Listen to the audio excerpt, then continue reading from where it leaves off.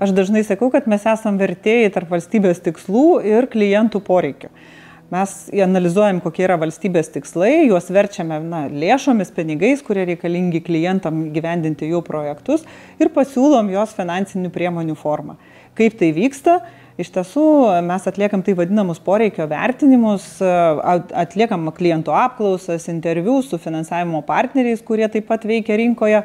Taip pat įvertinam, kokios yra prieinamos lėšos, lėšų šaltiniai, kokie yra valstybės tikslai ir visą tai sujungiam į vieną mechanizmą, kuris yra vadinamas finansinė priemonė.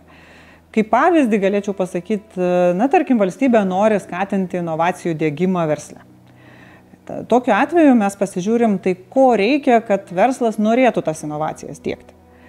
Galbūt reikia lengvatinių paskolų, mažesnėm palūkanom. Galbūt reikia ilgesnės trukmės paskolų, nes kitoks finansavimas jam būtų neprieinamas, jis tiesiog negalėtų generuoti, tas projektas negalėtų generuoti pakankamos grąžos grąžinti tą paskolą.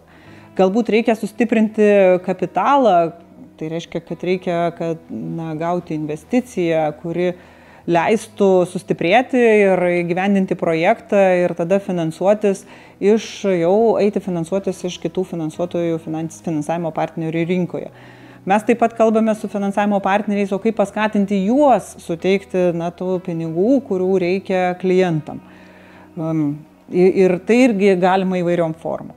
Tai visą šitą aplinką įvertinę, atlikę analizę, mes iš tiesų pasiūlome tą produktą, kuris labiausiai reikalingas ir tinkamas klientui.